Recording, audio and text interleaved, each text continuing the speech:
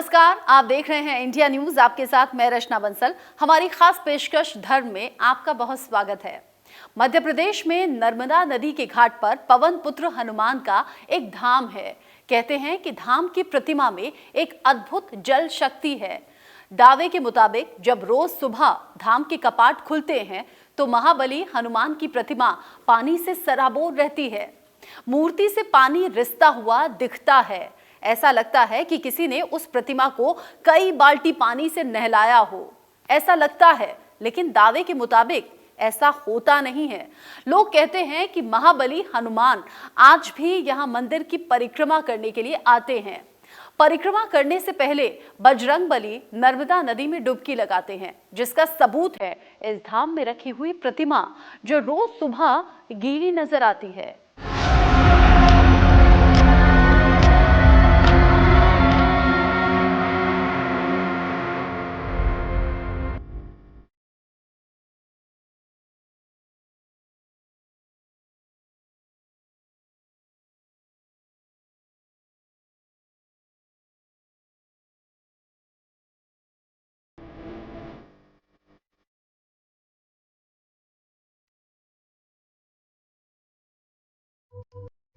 नई कहानियां, नया रोमांच, कुछ विश्वास तो कुछ अंधविश्वास।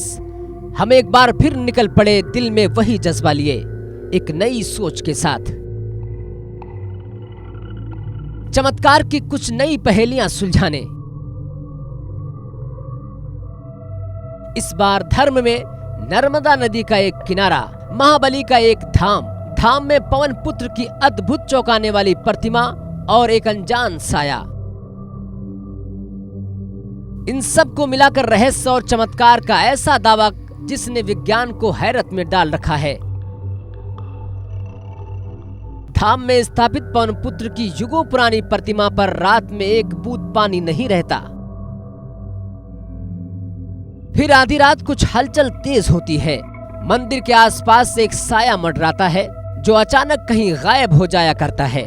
सुबह जब धाम खुलता है तो महाबली की मूर्ति पानी से सराबोर रहती है, बालों से बूंदें टपकती रहती हैं। लोगों के मुताबिक वो साया किसी और का नहीं बल्कि स्वयं महाबली हनुमान जी का है, जो नर्मदा नदी में स्नान करके मंदिर में परिक्रमा करने आते हैं, जिसका सबूत है धाम की गीली मूर्ति। ये बात खारिज भी कर दे तो फिर भी कुछ सवाल के जवाब तो तलाशने ही होंगे। वो साया किसका है? वो मंदिर के आसपास ही क्यों मंडराते हैं? सबसे बड़ी बात, रात में हनुमान की सूखी मूर्ति सुबह अपने आप गीली कैसे हो जाया करती है? पौराणिक कथाओं के अनुसार पवन पुत्र हनुमान जी आज भी धरती पर जीवित अवस्था में हैं। देश के कई हिस्से में इससे जुड़ी हुई कहानियां सुनने को मिलती हैं, लेकिन ये दावा तो काफी चौंकाने वाला निकला।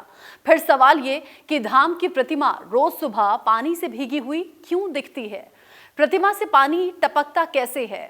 हमारी टीम को अब इन सवालों का जवाब पता लगाना जरूरी हो चुका था।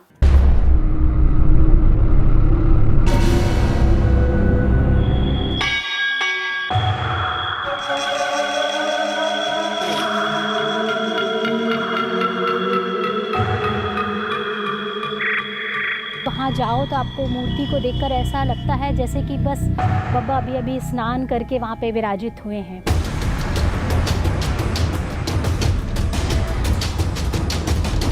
पानी बूंद जैसे धार उनके उस पास से निकल रही है और नीचे वहाँ गीला भी होता हुआ देखा मैंने।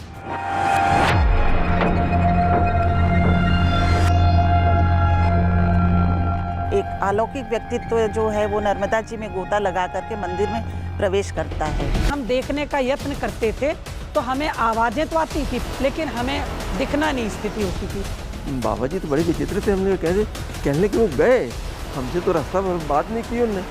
और जब मैंने वहाँ पहुँच के पीछे देखा तो वो गायब थे।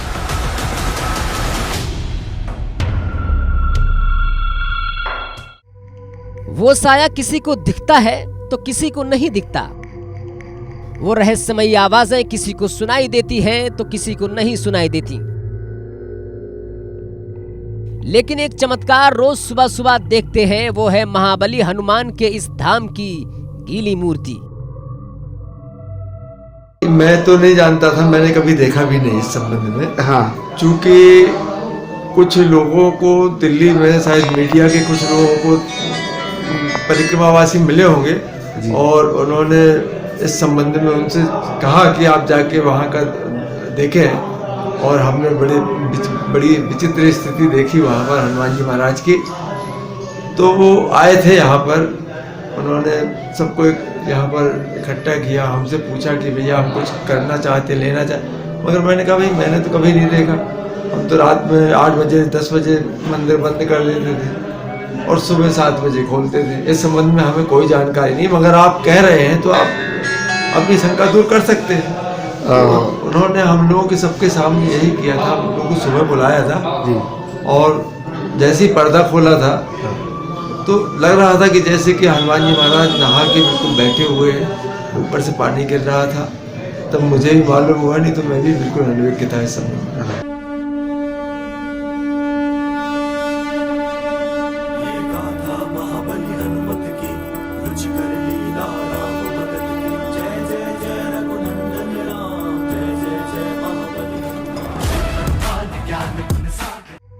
जब हमारी टीम धाम पहुंची तो प्रतिमा को कपड़े से पोंछा जा रहा था।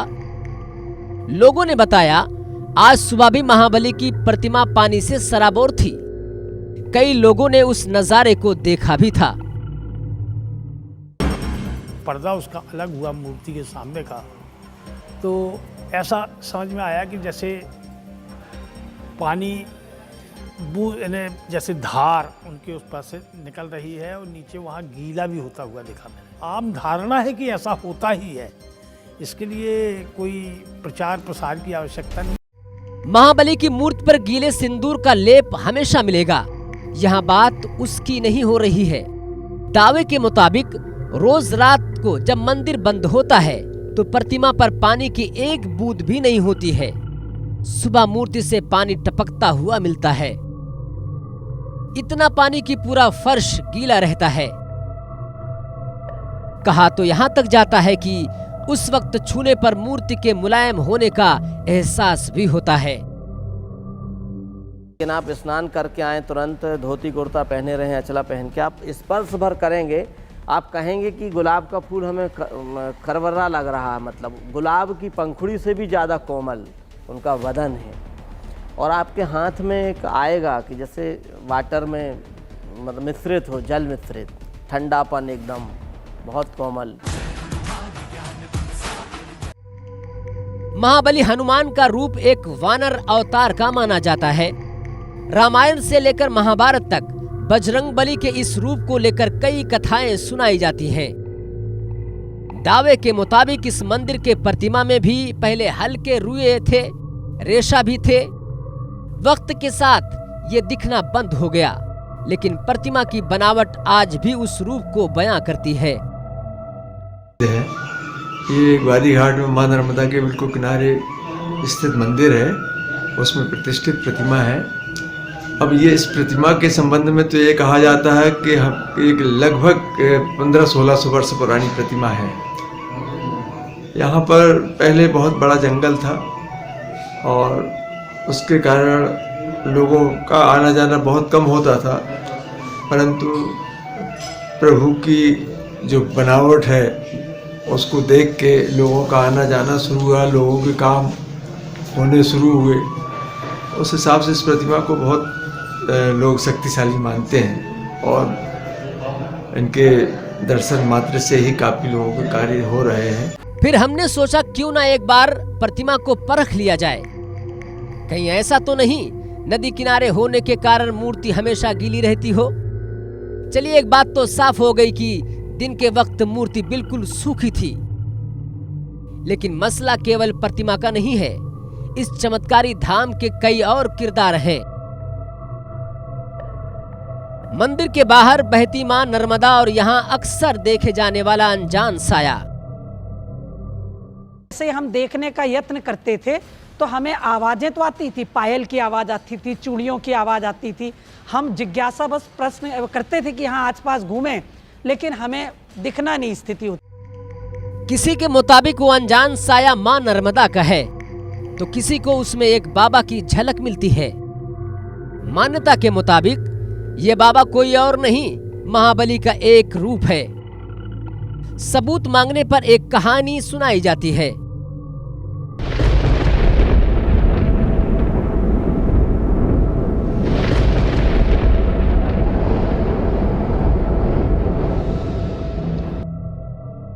कुछ साल पहले एक लड़की खराब मौसम की वजह से मंदिर में देर रात तक फंस गई। वो घर जाना चाहती थी। में कुछ देर बाद एक बुजुर्ग आया, नर्मदा जी की तरफ से आया और मंदिर में आके वो खड़ा हुआ। उसने नमस्कार किया मूर्ति को और उसने बच्चे से पूछा कि बेटा तुम डर रही हो क्या, चलो हम पहुंचा देते हैं। तो हमने कहा ठीक है बेटा, ये आ गए हैं दादाजी, इनके साथ आप चले जाओ। कहने लगे वो गए, हमसे तो रास्ता भर बात नहीं की उनने, और जब मैंने वहां पहुंच के पीछे देखा तो वो गायब थे। धाम का चमत्कार और उससे जुड़े 3 किरदार। मामला रोचक होता जा रहा था। पड़ताल हमारी टीम को करनी थी। सवाल कई थे। प्रतिमा रोज गीली कैसे हो जाया करती है? रात में दिखने वाला वो अनजान साया किसका है? ये सब आज रात ही होना था। फिर हमने इलाके को समझना शुरू किया। मंदिर इस किनारे है और नदी के दूसरे किनारे कोई बसावट नहीं है। दूसरे किनारे पर एक छोटी सी बस्ती है और बीच में नर्मदा नदी की तेज धार। आखिर रात में नदी पार कर यहाँ कौन आता होगा? तभी हमें नदी के बीचों बीच कुछ नजर आया। वो पानी में डूबा मां नर्मदा का मंदिर था। कहते हैं महाबली की चमत्कार की डोर उसी मंदिर से बंधी है और ये बंधन युगों पुराना है।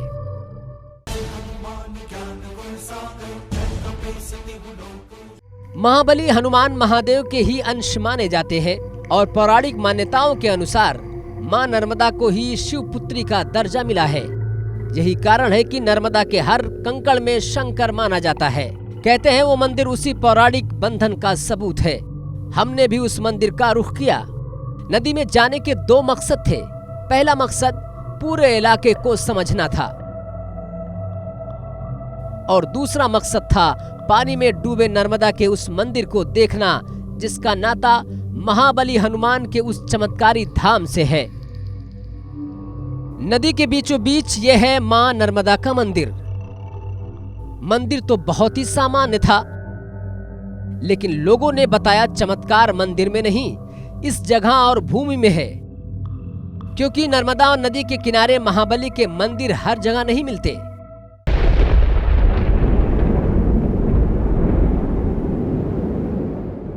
तभी तेज हवा चलने लगी, बादल मंडराने लगे, बारिश होने लगी। अब एक साथ कई सवाल के जवाब पता लगाने थे। महाबली की ये प्रतिमा आखिर गीली कैसे होती है? धाम के आसपास काला साया किसका है? और वो बाबा कौन है जो दिखने के बाद अचानक गायब हो जाया करते हैं? आज के लिए बस इतना ही। कल फिर आपसे मिलेंगे किसी अद्भुत चमत्कारिक कहानी के साथ। तब तक आप देखते रहिए इंडिया न्यूज।